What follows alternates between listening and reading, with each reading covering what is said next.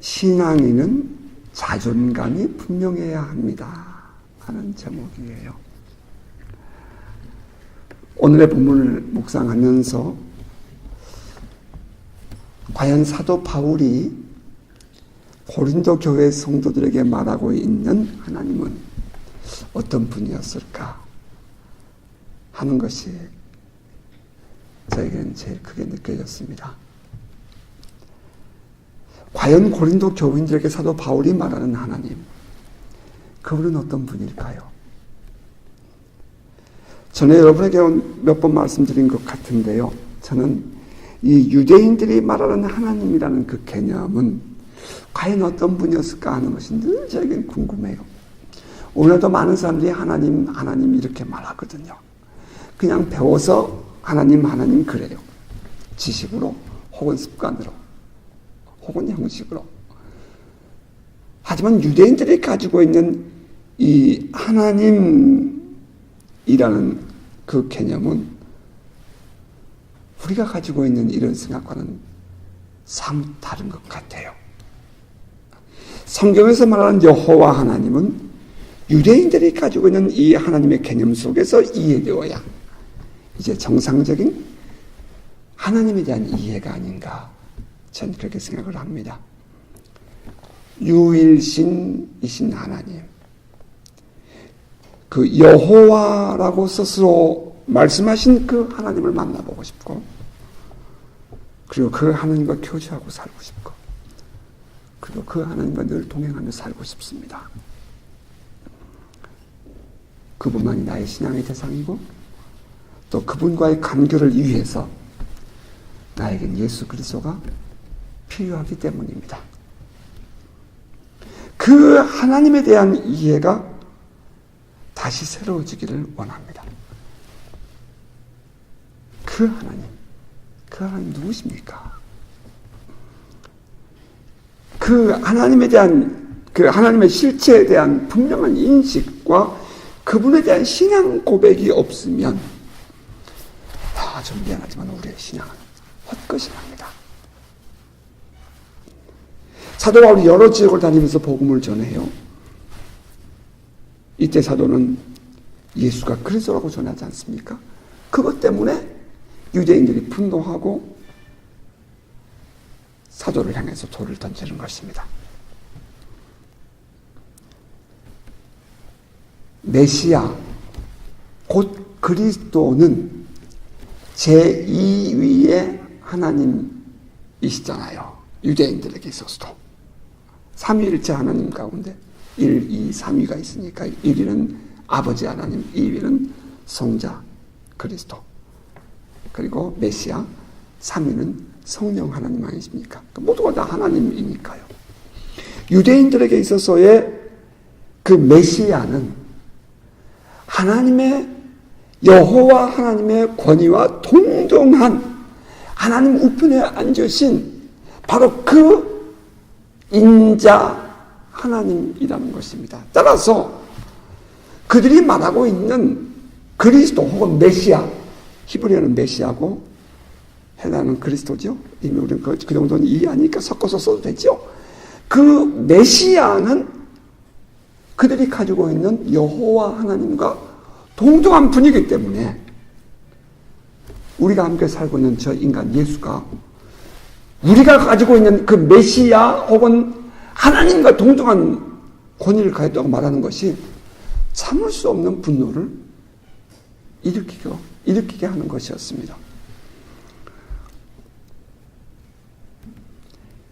예수가 메시아다? 예수가 그리스도다? 이것은 도저히 받아들일 수 없는 것이었죠. 왜? 단순히 그냥 예수가 그리스도다 그래서 화나는 게 아니에요. 왜? 예수가 여호와 하나님이라고 말하기 때문이었어요. 자, 그렇다면 유대인들이 가지고 있는 그 하나님은 어떤 분이었을까 하는 궁금함이 우리 안에 있잖아요.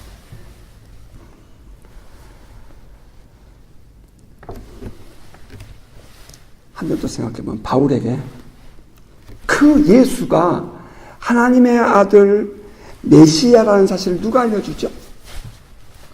담에색으로 예수가 메시아라고 말하는 이단자들을 잡으러 갈 때에 부활하신 예수님이, 부활하신 그리스도가 그에게 나타나 말씀하신 것입니다. 그리고 이 유대인들이 가지고 있었던 전승, 내려오는 이야기, 하나님 보좌 우편에 메시아가 앉아있다, 그 메시아가 우리에게 오시라고 했는데 그 자리에 예수가 앉아있는 것을 보게 되지요. 그러면서 예수가 메시아다라는 확신을 갖게 되고요. 바로 이어서는 그리스도의 제자였던 아나니아가 그에게 와서 안수하며 기도해 줄 때에 이제 성령께서 이 바울로 하여금 예수가 메시아라는 사실을 확실하게 받아들이게 하는 것입니다.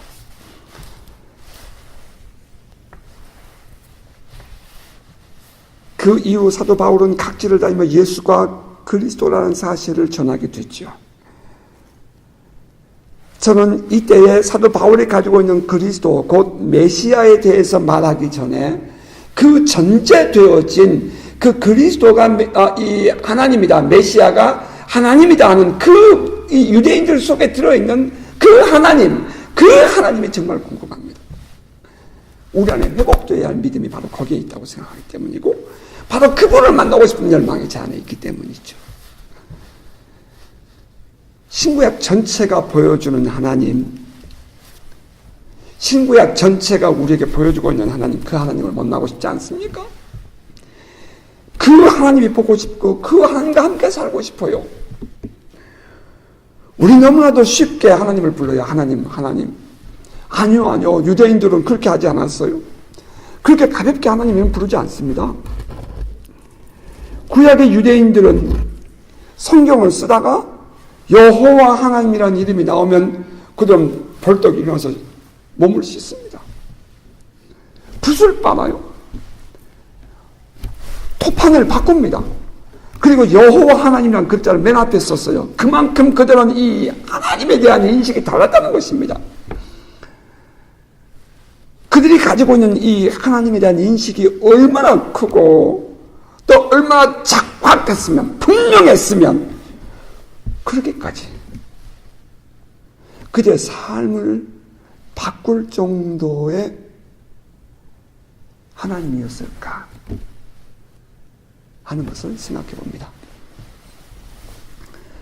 그들이 가지고 있는 신인식, 그들이 늘 바라보는 하나님에 대한 생각과 삶을 저도 갖고 싶어요. 여러분 그렇지 않습니까? 성령 안에서 살아계신 하나님을 경험하면서 늘 사로잡는 것은 바로 이 하나님에 대한 목마름이었습니다. 오늘도 이곳에 계시는 하나님, 내가 너희 가운데 두루 다니며 행하겠다고 말씀하신 그 하나님을 만나고 싶어요. 그냥 자리만 왔다 갔다 하는 그런 다람쥐 쳇바퀴 돌듯이 그렇게 똑같은 인생을 살아가는 것이 아니라 그 유대인들이 말하던 그 하나님, 그 하나님을 만나고 우리가 집에 가든지 우리가 가게를 가든지 어디를 가든지 그 하나님과 함께 살아가는 그 신앙을, 또 그 삶을 누리고 싶지 않습니까, 여러분? 오늘 본문에서 사도 바울이 고린도 교회 성도들을 권면하는 신앙의 근거는 바로 전능하신 하나님이었습니다. 다시 말하면 지금 고린도 교회 교우들에게 신앙의 권면을 하는데 그 권면에 베이직이 되고 있는 뿌리는 전능하신 하나님이라는 것입니다. 전능하신 하나님, 이것은 유대인들이 말하는 엘로힘입니다. 엘로힘, 전능하신 하나님. 그 전능하신 하나님이 말씀하신 내용을 사도 바울은 인용을 해요. 이와 같이 하나님께서 이르시되 내가 그들 가운데 거하며 두루 행하여 나는 그들의 하나님이 되고 그들은 나의 백성이 되리라. 본문 16절 하반절 말씀입니다. 지금 우리가 읽고 있는 이 개정 한글 성경에서는 문장이 그냥 섞여져 있어서 앞뒤가 이렇게 계속 되는 것처럼 보이지만 우리가 지난날 읽었던 개역 한글이라는 성경은 이렇게 되어 있어요. 이와 같이 하나님께서 가라사대. 그리고 문장을 바꾸어서 내가 저희 가운데 거하며 두루 행하여 나는 저희 하나님이 되고 저희는 나의 백성이 되리라 하셨느니라. 하나님께서 그렇게 말씀하셨다라고 말하는 것입니다. 나는 저희의 하나님이 되고 저희는 내 백성이 되리라. 나는 그들의 하나님이 되고 그들은 나의 백성이 되리라. 하나님은 그 여호와 하나님은 나의 하나님이 되고 나는 그분의 그 하나님의 백성이 되었다 이 말이에요. 이 말씀은 구약 여러 군데에서 등장하죠. 특별히 애굽에 있는 이스라엘 백성들을 구원하기 위해서 모세를 부르시고 모세를 만나셔서 하나님이 이제 모세를 애굽에 보내기 위하여 그를 설득하고 그들에게 사명을 주는 내용 가운데 이런 내용이 있습니다. 그러므로 이스라엘 자손에게 말하기를 나는 여호와라.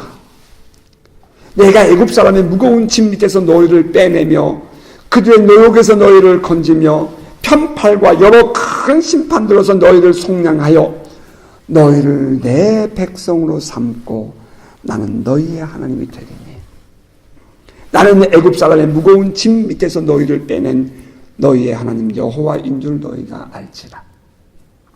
여러분, 그들은 태어날 때부터 노예였어요. 평생을 노예로 살았어요. 그리고 마지막 죽을 때도 노예로 죽었어요. 그렇게 하기를 400년 동안 살았습니다. 그들에게 있어서의 구원이라는 것은 상상도 할 수 없는 일이었어요.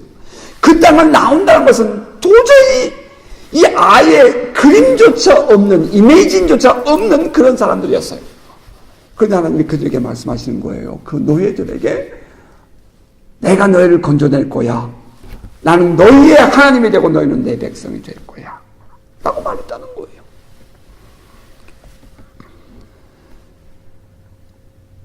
애굽에서 노예로 살고 있는 이스라엘 백성을 구원해서 그 이스라엘 백성을 내 백성 삼고 나는 너희의 하나님이 되리라. 하나님이 말씀하셨어요. 애굽에서 노예로 살고 있는 이스라엘 백성들을 구원해서 당신의 백성 삼으시겠다는 하나님. 그리고 스스로 그들에게 내가 그들의 하나님이 되어주겠다고 말씀하신 하나님. 우린 이 출애굽기를 읽으면서 구약 성경에서 이 하나님이 분명히 보여지기를 바랍니다. 우리가 아직 죄인 되었을 때에 우리를 불러서 예수의 피로 값주고 사셔서 우리를 당신의 소유 삼고 당신의 백성 삼고 또 스스로 하나님이 우리에게 우리의 하나님, 나의 하나님 되어주시겠다고 하나님이 말씀하셨습니다. 이 얼마나 큰 은혜입니까? 우리가 누구라고? 내가 뭐라고? 내가 무엇을 잘했다고? 죄에 길들여져서 세상에 길들여져서 하나님도 없이 살았던 우리들에게 내가 너희를 건졌다. 자, 이제 이 이스라엘 백성들이 애굽에서 나와서 쭉 수백 년을 살다가 이제 하나님을 잊어버리고 또 삽니다. 하나님을 거역해요. 그래서 하나님께서 그들에게 주신 그 언약을 깨뜨립니다. 누가? 이스라엘 백성들이. 그러자 또 이스라엘 백성들이 포로로 끌려갑니다. 바벨론 유수 포로로 끌려가요. 그때에 예레미야 선지자를 통해서 하나님이 이렇게 말씀하십니다. 예레미야 31장 31절 이하 33절의 말씀인데요. 여호와의 말씀이니라. 보라 날이 이르리니 내가 이스라엘 집과 유다 집에 새 언약을 맺으리라. 이 언약은 내가 그들 조상들의 손을 잡고 애굽 땅에서 인도하여 내던 날에 맺은 것과 같이 아니할 것은, 그렇죠? 애굽 땅에서 이들을 이끌어낼 때 하나님이 하셨던 언약을 하나님이 기억하시는 거예요. 이스라엘 백성들은 잊어버려도 하나님은 기억하셨어요. 그러나 그때와 같이 하지 않겠다. 내가 그들의 남편이 되었어도 그들이 내 언약을 깨뜨렸습니다. 여호와의 말씀이니라. 그러나 그날 후에 내가 이스라엘 집과 맺은 언약은 이러하니 곧 내가 나의 법을 그들의 속에 두며 그들의 마음에 기록해서 나는 그들의 하나님이 되고 그들은 내 백성이 될 것이라. 여호와의 말씀이니라. 애굽에서 나올 때 하나님은 그들에게 약속하셨습니다. 나는 그들의 하나님이 되고 그들은 나의 백성이 되리라. 그러나 이스라엘 백성들이 하나님을 잊어버리고 삽니다. 그때 하나님이 이스라엘 백성과 맺은 언약은 모세의 율법을 행함으로 이루어지는 행위 언약이었죠. 그러나 예레미야 선지자를 통해서 말씀하신 하나님은 이제는 그 언약의 근거를 그들의 속에 두고 그들의 마음에 기록해 주겠다라고 말씀합니다. 다시 말하면 믿음으로 by faith, 믿음으로 하나님과의 관계를 맺어주시겠다는 언약을 하신 것입니다. 우리는 이것을 새 언약이라고 말합니다.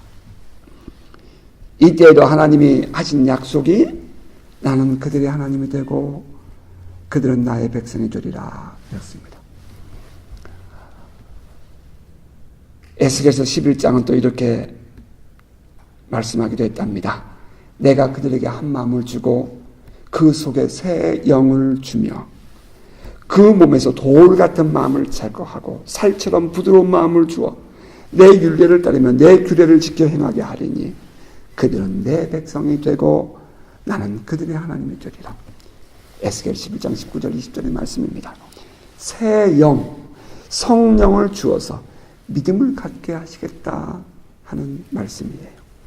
성령이 우리 안에 역사하셔서 우리로 하여금 하나님의 백성됨을 알게 하고 하나님을 나의 하나님으로 믿게 하시겠다는 말씀입니다. 스가랴서 8장 이렇게 기록했답니다. 7절 8절 만군의 여호와가 이같이 말하노라. 내가 내 백성을 해가 뜨는 땅과 해가 지는 땅에서부터 구원하여 내고 인도하여다가 예루살렘에 거주하게 하리니 그들은 내 백성이 되고 나는 진리와 공의로 그들이 하나님이 되리라.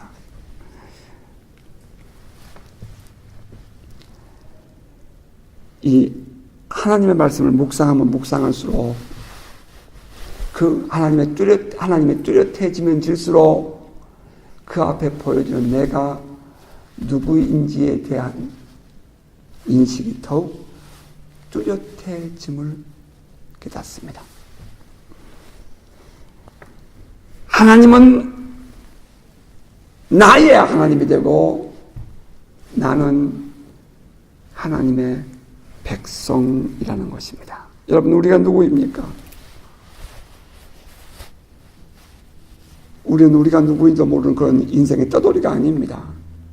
우리는 하나님의 백성입니다. belong to God. 하나님께 속한 자들이에요.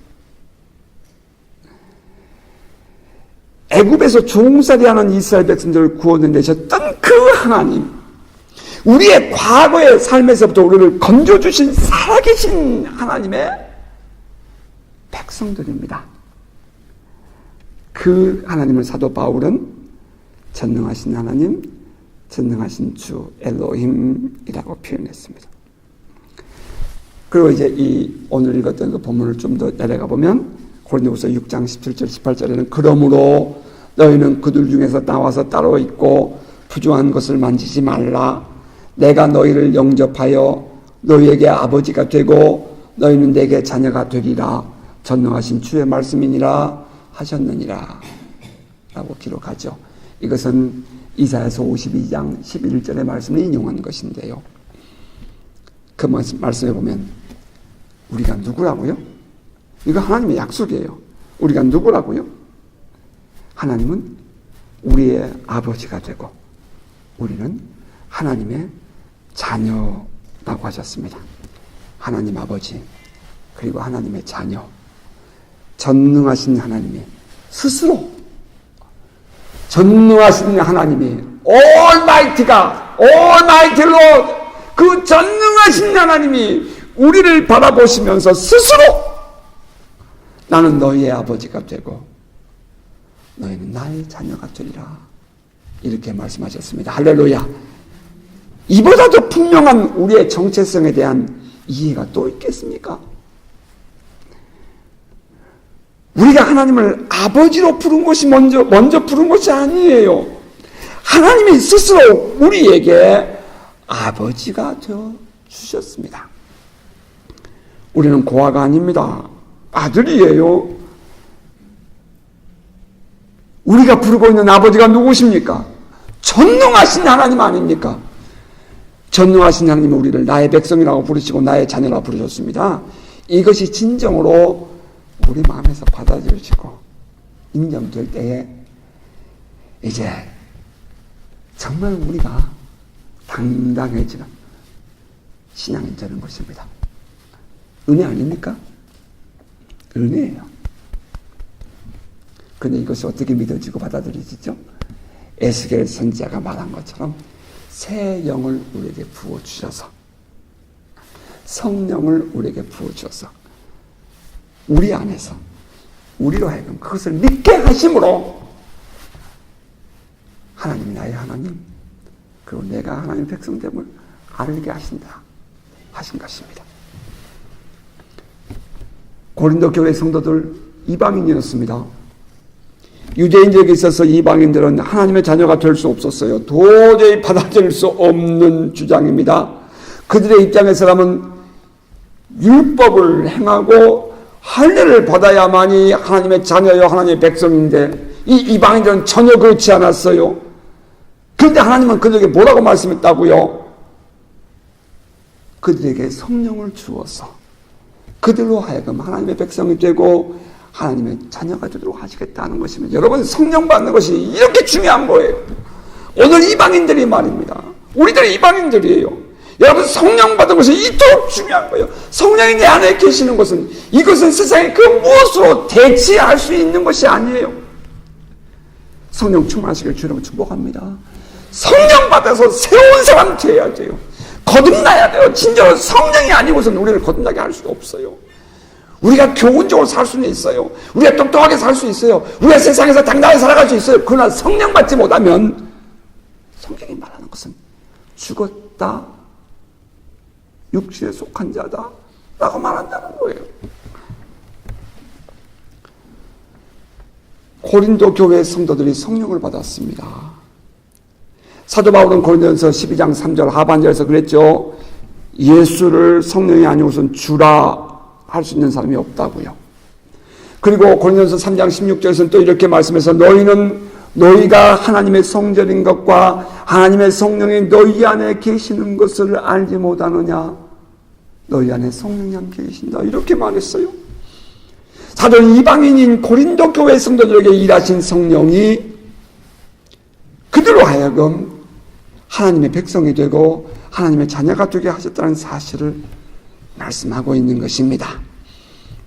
이방인들인 고린교회 성도들에게 성령이 임하셨습니다. 따라서 성령께서 그들로 하여금 예수를 믿어 구원받게 했고 또 그들로 하여금 하나님의 백성이고 하나님의 자녀가 되었음을 믿게 했습니다. 자, 그렇다면 예수를 믿는 신앙인들의 정체성이 분명합니다.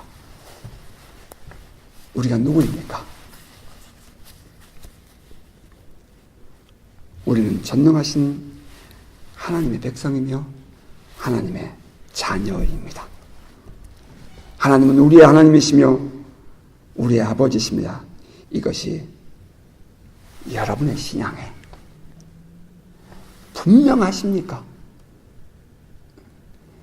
여러분의 마음 깊은 곳에 정말 분명하십니까? 불확실성의 이 시대를 살아가는 우리들이 정말 이 전능하신 올마이티, 전능하신 하나님이 내 아버지고 내 하나님이라는 이 신앙이 여러분 정말 분명하십니까? 이 역사의 주관자요, 이 세상을 다스리고 계시는 살아계신 하나님이 정말 내 아버지 맞습니까, 여러분? 자, 여기서부터 우리들의 삶이 예수를 믿지 않는 사람과 다른 이유가 되는 것입니다. 하나님의 관심 속에 있는 존재, 만약에 우리가 하나님의 관심 속에 없으면 하나님은 우리에게 신경 쓸 일도 없습니다. 여러분, 우리의 아들, 딸들이 말입니다. 내 아들, 딸들이 아니면 그렇게 관심이 없어요. 하나님께 속한 존재, 하나님과 함께 사는 사람이 되었다는 것은 정말 그 무엇과도 바꿀 수 없는 중요한 신앙의 내용입니다. 예수를 믿고 하나님의 자녀가 되었다는 것이 근본적으로 얼마나 중요한 것인지 다시 한번 깨닫게 되는 아침입니다. 따라서 사도는 성도들에게 이렇게 말해요. 그런즉 사랑하는 자들아 7장 1절. 이 약속을 가진 우리는 하나님을 두려워하는 가운데서 거룩함을 온전히 이루어 육과 영의 온갖 더러운 것에서 자신을 깨끗하게 하자. 사랑하는 자들아, 이 말을 원어로 보면 beloved people이에요. 하나님의 사랑을 받는 자들아, 그런 말입니다. 하나님의 사랑을 받은 자, 이 약속을 가진 우리라고 표현합니다. 이 약속이 뭐죠? 우리는 하나님의 백성이 되고 또 하나님은 우리의 하나님이 되리라 하신 약속과 하나님은 우리의 아버지가 되고 우리는 하나님의 자녀가 된다는 그런 약속입니다. 그 하나님과의 관계 속에 있는 우리라는 말이 되겠죠. 하나님의 사랑을 받는 우리, 하나님과 관계를 가지고 하나님의 약속을 가진 우리입니다. 우리에게 주신 말씀이에요. 바로 그 우리에게 주신 말씀이에요. 하나님을 두려워하는 가운데서 거룩함을 온전히 이루어 육과 영과 온갖 더러운 곳에서 자신을 깨끗하게 하자. 하나님을 두려워한다, 이 말은 정말 사랑하고 존경하는 데서 나오는 경외심을 말합니다. 아버지를 정말 사랑하고 존경하면 또 좋아하면 그 아버지가 두려워지는 것입니다. 그렇지 않습니까, 여러분? 이것은 아버지가 단순히 무서운 것이 아니에요. 아버지가 너무 좋아. 그래서 아버지를 두려워하는 거예요. 우리는 그것을 경외심이라고 표현합니다. 존경하고 사랑하고 좋아하면서 아버지가 두려워하는 것, 아버지가 두려워지는 것, 이것이 하나님을 두려워하는 것입니다. 그런 마음으로 거룩하게 살아라. 사도는 이렇게 말합니다. 오늘날 주변을 보십시오. 수많은 사람들이 신앙을 가졌다고 말하지만 삶을 보면 결코 신앙인 같지 않은 생활을 하는 사람이 얼마나 많습니까? 아니요, 남 보지 말고 내 자신을 돌아봐도 우리 안에 얼마나 많은 시간들을 우리는 그렇게 살아갑니까? 육과 영, 다시 말하면 육신적인 생활과 신앙적인 모든 생활에서 깨끗하게 살아야 한다 하는 말씀이에요. 도덕적인 삶뿐 아니라 신앙적인 면에서 적당히 혼합적인 삶을 살아서는 안 된다, 그 말입니다. 사도는 자신을 깨끗하게 살자, 자신을 깨끗하게 하자, 이렇게 말해요. 그러니까 자신을 깨끗하게 하자, 이 말은 외부는 뭔가 다르다는 걸 전제하죠. 외부는 세속되었다 라는 것을 전제하죠. 그 속에서 우리 스스로가 깨끗하게 살려고 노력하면 그렇게 살았죠, 그 말이에요. 깨끗하게 살자, 우리 스스로가 깨끗하게 살자, 그런 말을 하고 있는 거죠. 다시 말하면 우리가 깨끗하게 사는 것은 그 누구에 의해서 내가 깨끗하게 살는 것이 아니라 내 자신이, by myself, 내 자신이 깨끗하게 살자, 그런 의도, 그런 말씀입니다. 자, 그 방법. 그래서 사도는 이렇게 표현했답니다. 6장 14절 앞으로 돌아가 볼까요? 너희는 믿지 않는 자와 멍에를 함께 매지 말라. 의와 불법이 어찌 함께하며 빛과 어둠이 어찌 사귀며 그리스도와 벨리알이 어찌 조화되며 믿는 자와 믿지 않는 자가 어찌 상관하며 하나님의 성전과 우상이 어찌 일치가 되리요. 우리는 살아계신 하나님의 성전이라. 믿지 않는 자와 멍에를 함께 매지 말라 하는 이 부분을 추석해 놓은 정균환 박사의 내용을 조금 소개할까 합니다. 어떤 것이 믿지 않는 자와 멍에를 같이 하는 것인가? 라고 그분은 질문하면서 4가지 정도를 설명을 했습니다. 하나는 종교적인 멍에를 같이 매지 말라고 했습니다. 우상의 제사에 참여하고 거기에 관심을 갖고 그들의 가르침을 배우며 또는 기독교, 불교, 유교 등의 혼합을 껴는 행동이다. 이렇게 표현했습니다. 오늘날 같으면 점치는 거죠. 불교의 설법에 참여하는 자들, 우리 기독교인들도 있잖아요. 뭐 WCC처럼 이런 혼합 종교, 종교 평화주의 이런 것 받아들이지 말라는 거예요.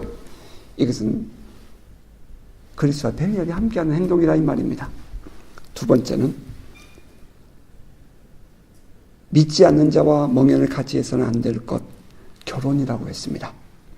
믿는 자에겐 종교적인 문제가 제일 큰 문제인데 이것을 중요하게 생각하지 않고 믿지 않는 자와 결혼하는 것은 그와 멍에를 같이 하는 것이다 라고 했습니다. 불신자와의 결혼은 자기 영혼의 파멸을 가져올 위험이 있다. 노아 때의 홍수 심판이 믿는 자와 믿지 않는 자와 결혼해서 타락했기 때문이고 창세기 6장 2절의 말씀을 근거했고요. 솔로몬이 그의 통치 말기에 하나님을 떠나 타락한 것도 이방 여인들과의 결혼 때문이라고 성경은 말합니다. 그리고 에스라 선자는 에스라는 이스라엘 백성이 이방인들과 결혼한 이야기를 듣고 사옥과 겉옷을 찢고 머리털과 수염을 뜯으면서 기가 막혀 앉아 있었다고 에스라서 9장 3절은 말합니다. 또 느헤미야도 이스라엘 사람들이 이방 여인들과 결혼한 것을 책망하고 저주하며 2 사람을 때렸다. 그리고 그 머리털을 뽑았다라고 말했죠. 자, 그리고 세 번째, 어떤 것이 믿지 않는 자와 멍에를 같이 하는 것인가 하는 부분에서 친구 관계를 말했습니다. 지혜 있는 사람은 친구를 신중하게 생각하며 택해야 한다. 그런데 어리석은 사람은 그저 좋다고 해서 생각 없이 친구를 택한다. 친구의 영향력은 좋은 일이나 나쁜 일이나 아주 크다. 믿는 자들은 신앙에 도움이 될 친구를 사귀어야지 신앙에 방해가 될 친구를 사귀어서는 안 된다 라고 했습니다. 네 번째, 이 어떤 것이 믿지 않는 자와 멍에를 같이 하는 것인가 라는 것을 말하면서 사업을 얘기했습니다. 믿는 사람과 사업을 할 때에 믿는 사람과 믿지 않는 사람이 함께 사업을 할 때에 이 믿는 사람이 믿지 않는 사람 때문에 사업에 어려움을 겪는다라고 말하는 사람이 있는데 그것은 좀 지나친 말이라고 할 수 있겠다. 믿는 사람은 사업을 계획하고 운영하며 그 이유는 나눌 때에 기본적으로 하나님께 기도하고 하나님의 뜻을 구하고 하나님의 말씀을 따라 양심적으로 하려고 노력하는데 믿지 않는 사람은 언제나 자기중심적이고 자기 판단을 온전히 행동한다. 따라서 사업을 할 때 믿지 않는 자와 함께하면 어렵다 라고 말을 했습니다. 이 고린도 교회에 보냈던 첫 번째 편지 고린도전서 5장 9절 이하를 보면 이렇게 기록했습니다. 내가 너에게 쓴 편지에 음행하는 자들을 사귀지 말라 하였거니와 이 말은 이 세상에 음행하는 자들이나 탐하는 자들이나 속여 빼앗는 자들이나 우상 숭배하는 자들을 도무지 사귀지 말라 하는 것이 아니니 그리하려면 너희가 세상 밖으로 나가야 할 것이라. 이제 내가 너에게 쓴 것은 만일 어떤 형제라 일컫는 자가 음행하거나 탐욕을 부리거나 우상 숭배를 하거나 모욕하거나 술 취하거나 속여 빼앗거든 사귀지도 말고 그런 자와는 함께 먹지 말라 하니라. 어차피 살고 있는 삶의 이 우리의 사회 환경이 그렇기 때문에 만약에 우리가 그들과 함께 완전히 우리가 이 관계를 끊고 살려면 어떻게 세상에 살겠느냐. 우리가 어차피 그 속에 살고 있다 할지라도 우리는 그들과 함께 사귀지 말아야 한다. 그들과 함께 먹는 그런 교제를 하지 말아야 한다. 그런 주장입니다. 그러한 자들과 사귀지 말고 함께 먹지 말라 이 말이에요. 다시 말하면 멍에를 같이 하지 말아라 하는 것입니다. 어떻게 믿음을 가진 사람이 그들과 사귀고 적당히 지낼 수 있느냐 하는 이야기입니다. 어떤 분 그러죠. 오히려 그들과 만나면 마음이 통하고 편해진대요. 여러분 그건 아니죠. 우리가 누구인지를 분명히 안다면 우리는 우리에게 맞는 사람을 만나고 사귀어야 합니다. 세상에서 구분된 삶을 살지 못할 때에 결국에는 세상에서 버림을 받고 인생의 커다란 짐을 지고 사는 사람이 되고 마는 것입니다. 여러분, 이것은 우리 신앙인들 욕심 아니에요. 이것은 우리 신앙인들의 독선 아닙니다. 신앙인들이 믿지 않는 사람을 전도하겠다는 마음을 가지고 믿지 않는 사람과 사귀고 결혼하는 경우를 보곤 하지요. 그런데 그것은 결코 쉽지 않은 이야기예요. 저는 믿지 않는 사람과 사귀고 결혼을 생각하는 사람에게 해주고 싶은 말이 있습니다. 당신이 평생 선교사로 헌신하는 것이라면 이해할 수 있습니다. 하지만 그렇지 않다면 당신은 평생 짐을 지고 사는 그런 인생을 살게 될 것입니다. 신명기 22장 10절에는 이렇게 말해요. 너는 소와 나귀를 결의하여 갈지 말며. 결의한다. 함께 묶어서, 이런 말이죠. 소와 나귀를 함께 묶어서 밭을 갈지 말라, 이 말이에요. 소와 나귀를 함께 묶어서 밭을 간다면 여러분, 그게 되겠습니까? 우리가 누구입니까? 우리의 정체성과 자존감이 분명한 저와 여러분 되기를 바랍니다. 고린도 교회 성도들은 지난날 예수를 믿지 않던 사람들이 정말 특별한 하나님의 은혜로 예수를 믿고 신앙인이 된 자들입니다. 따라서 그들이 살고 있는 삶의 정황들, 밖에 나가서 만나는 많은 사람들은 오히려 믿지 않는 사람들이 더 많았습니다. 오히려 매우 세속적인 사람들이 더 많았습니다. 오히려 사회 속에 살고 있는 그 모든 흉악한 모습들은 다 그들 가운데 있었습니다. 그 주변의 모든 환경이 그랬어요. 쏙쏙 마치 이 진공청소기처럼 말이죠. 이 그리스도인들이 신앙을 가진 자들이 세상에 나가면 그들을 쏙쏙 빨아먹을 것 같은 그런 환경이었습니다.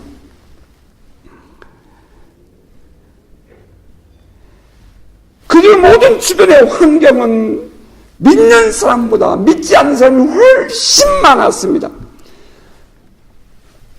따라서 사회적인 그 모든 환경, 배경은 그들이 하나님의 자녀로서 하나님의 백성으로서 살아가기에 참 어려운 상황이었습니다. 그래서 더욱 사도는 이렇게 말하는 것입니다. 너희는 믿지 않는 자와 멍에를 함께 매지 말라. 의와 불법이 어찌 함께하며 빛과 어둠이 어찌 사귀며 그리스도와 벨리알이 어찌 조화되며 믿는 자와 믿지 않는 자가 어찌 상관하며 하나님의 성전과 우상이 어찌 일치가 되리요. 우리는 살아계신 하나님의 성전이라. 이와 같이 하나님께서 이르시되 내가 그들 가운데 거하며 두루 행하여 나는 그들의 하나님이 되고 그들은 나의 백성이 되리라. 그러므로 너희는 그들 중에서 나와서 따로 있고 부정한 것을 만지지 말라. 내가 너희를 영접하여 너희에게 아버지가 되고 너희는 내게 자녀가 되리라. 전능하신 주의 말씀이니라 하셨느니라. 그런즉 사랑하는 자들아, 이 약속을 가진 우리는 하나님을 두려워하는 가운데 거룩함을 온전히 이루어 육과 영의 온갖 더러운 곳에서 자신을 깨끗하게 하자. 말씀을 맺겠습니다. 신앙인으로서의 자존감, self-confidence, 나의 정체성이 분명한 성도 되시기를 바랍니다. 하나님과의 관계, 그 전능하신 하나님, 살아계신 그 하나님과 더 가까워지면 우린 세상을 이길 수 있습니다. 그러나 세상이 가까워지면 하나님과의 관계는 더 멀어지는 것입니다. 필경은 예수께서 말씀하신 것처럼 맛을 잃어버리고 길거리에 보여지는 소금이 될 것입니다. 우리 신앙인들이 세상의 재미를 맛보기 시작하고 세상에 빠져가기 시작하면 원수에게 우리 신앙인들은 밥입니다. 밥. 단순하고 깨끗하고 순수해서 쉽게 마음을 뺏겨버립니다. 밥 되는 거예요. 평생을 짐을 지고 사는 것입니다. 우리가 우리 자녀들을 결혼시켜야 할 때, 우리가 우리 친구들을 만나야 할 때, 우리가 왜 신경을 써야 되는 것인가? 우리는 다시 한번 돌아보게 되는 것입니다. 우리를 불러주시고 구원하신 하나님이 어떤 분인지, 그리고 그 하나님 앞에서 나는 어떤 존재인지에 대한 인식에 분명하시기를 바랍니다. 그럴 때 비로소 우리는 세상을 이기는 신앙인의 삶을 살 수 있는 것입니다. 세상을 이기며 살아가는 복된 성도 되시기를 주의 이름으로 축복합니다. 아멘.